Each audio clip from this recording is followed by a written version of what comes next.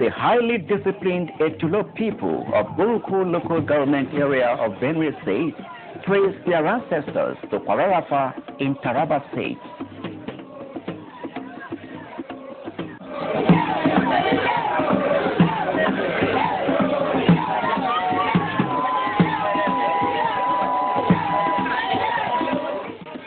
They inhabited the famous Kwararafa kingdom with the Jukuns, Arago, Afojidi, Idoma, Afuze, and many others. The Etulo always refer to their place of origin as Onusa, pointing to the east.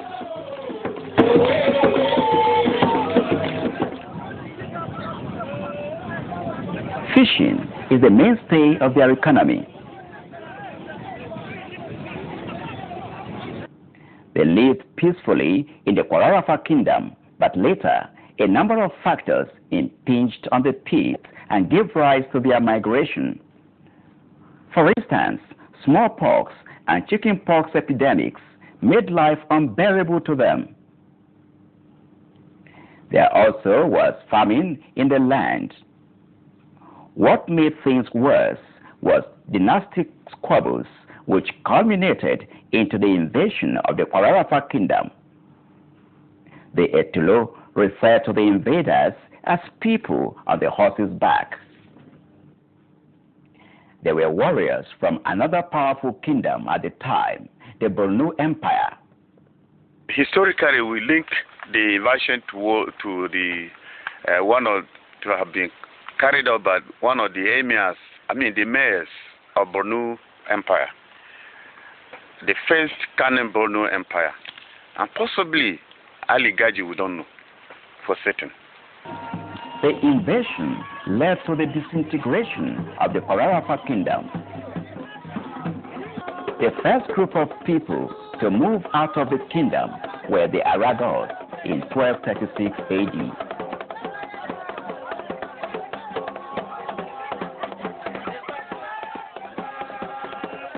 While in the Kwararafa kingdom, their leader was Onjufa, who is today known as Akuka.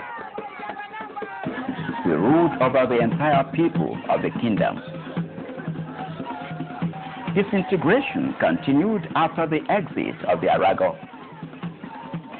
Between 1596 and 1615, almost all the groups that made up the Kwararafa kingdom had moved out with their leaders. The Etulos were led out by a man called Ibagie. In the course of their migration, Ibagie died. His son, Isikpe, took over the leadership. He had 3 sons, Okaku, Ozi, and Okwe. Each of the sons had his turn of ruling the Etulo people. They all institutionalized their names as royal families. The Etulo people, therefore, practice their chieftaincy institution that is based on the royal family system.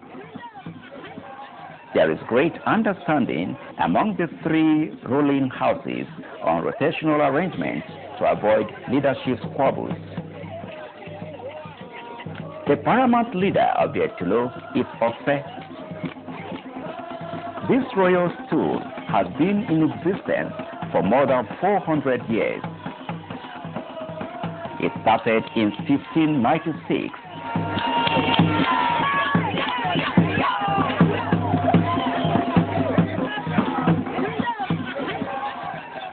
The Ose is known to rule for many years. At his demise, he is said to have gone on a journey. The Prime Minister, Awe Ose, takes over the administration of the Etulo land. First of all, he has to purify the palace. The process lasts 6 days. He does this by performing certain rites.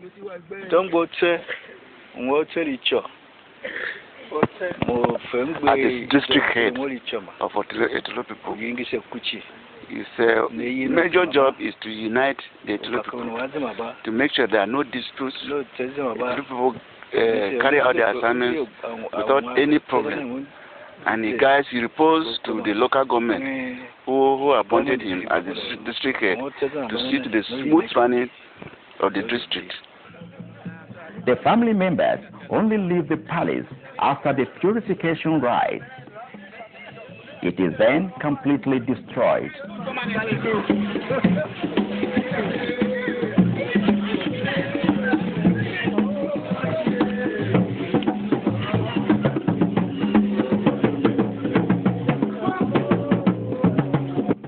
The selection of a new Ose now begins with the royal family, from whom the next Ose will come.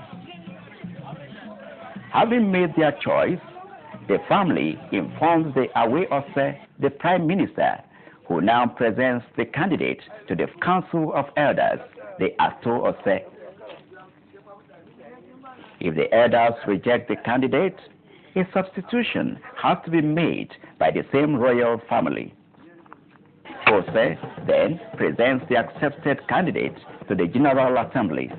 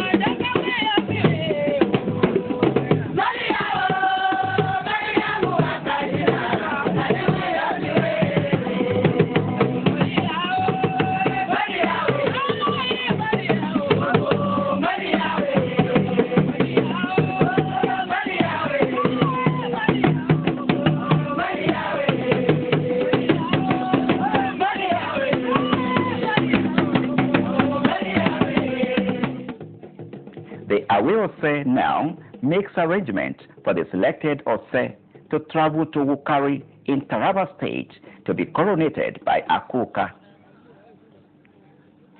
It may interest you to know that the Etulo people still have political and religious ties with the Jukuns. The selected Ose has to travel on foot, covering a distance of more than 200 kilometers with some of his subjects to Wukari for coronation. In Wukari, certain rites are performed as instructed by the Akuka through his principal council member, Abom.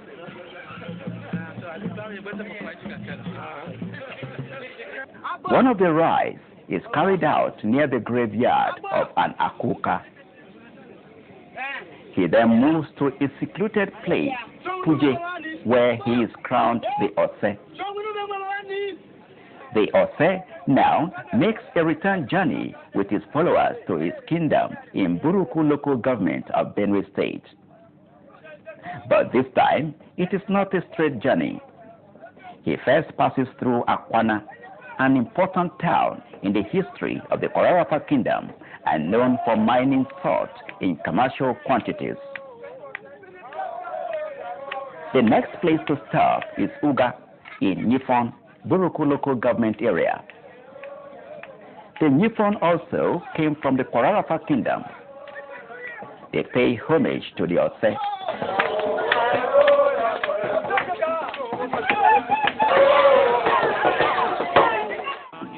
He arrives Kusu, a neighborhood district with the Etulo in Buruku local government. Here, a special reception is organized for him in a hall, Opuze.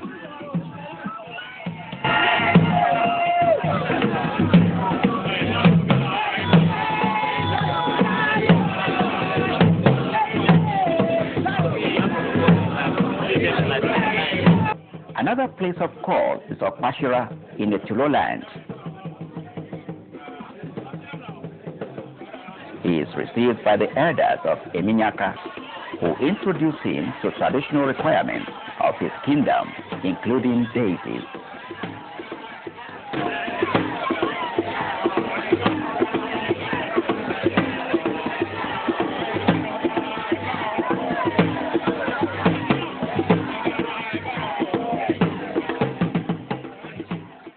A special place referred to as Ojoka is made for him to rest for 6 days. In his stay at Nyaka, he is informed of many other traditional requirements. He is being ushered into new life in his kingdom. He is being introduced into a number of deities. And at this time, it is important to note that he does not stay in anybody's house, but he stays in Ozoka, which is made of new Zana, new fence. Oka. That's Ozoka is made of new fence, what we call Oka. And so he stays there and receives that traditional education requiring of him for 6 days. The 7th day he leaves. The journey continues to Afwanya, a village before the palace.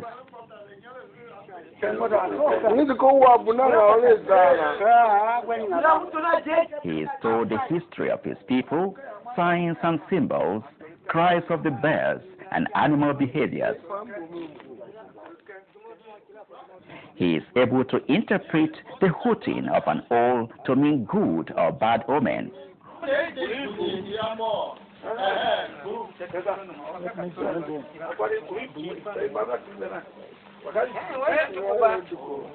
While he is in Afanya for 4 months, the palace is reconstructed for him. When he finally moves to occupy the palace with his family, he organizes a Opleka festival, which enables him to watch more deities.